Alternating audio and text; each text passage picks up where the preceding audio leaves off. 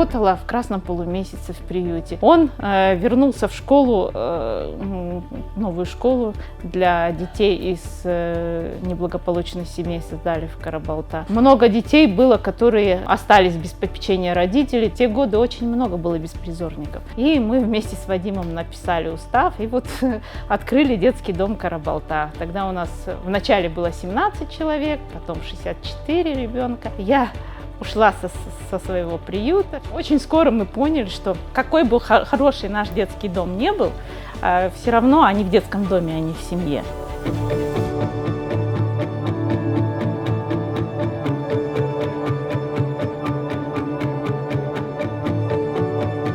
Когда к нам попадает ребенок, мы первое стремимся вернуть родительские отношения. Если это возможно, и даже есть лишение родительских прав, если есть возможность, мы за это цепляемся. И у нас есть даже через суды, когда мы детей официально возвращали в семьи. Это самая победа, ребята. Если нет, второй вариант. Ищем родственников. Почему?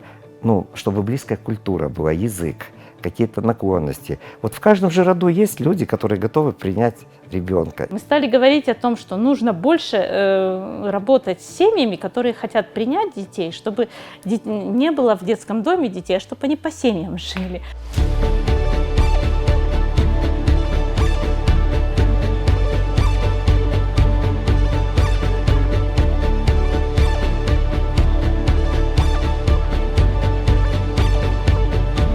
У нас нет вот этого барьера, что 18 лет. Представляете, как страшно, когда человек выходил из детского дома, тебе говорят: все, ты теперь не наш, вот тебе пособие, вот тебе одежда.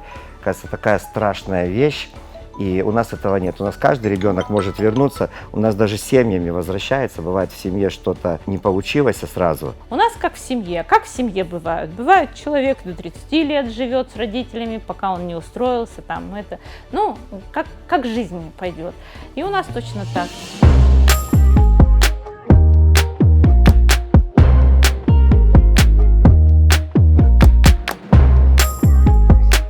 Наша задача не в 18 лет определиться с профессией, а уже заранее видеть, к чему есть склонности. И помочь. Вот у нас сегодня две девочки, вот сейчас приехали, поступают в художественное училище. У нас одна из идей, так называемая профориентация. Наша задача родителей уже в детстве посмотреть какие-то склонности. Но дети должны все попробовать. И вот у нас уже девочки, кстати, маникюр в деревне, в Сосновке делают очень качественно.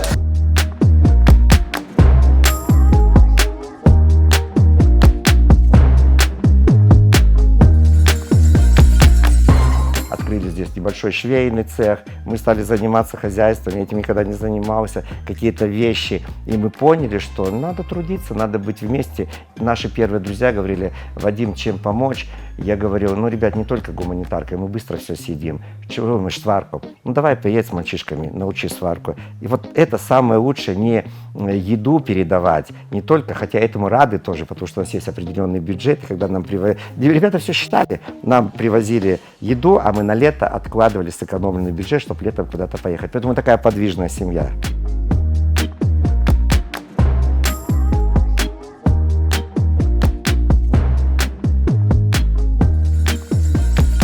Сейчас как раз мы готовим фестиваль Урбанизии, музыкальные фестивали для этих деток. Вот сегодня поедем на ярмарку. Это тоже часть вот фандрайзинга, или то, что мы учимся и зарабатывать, и раздавать.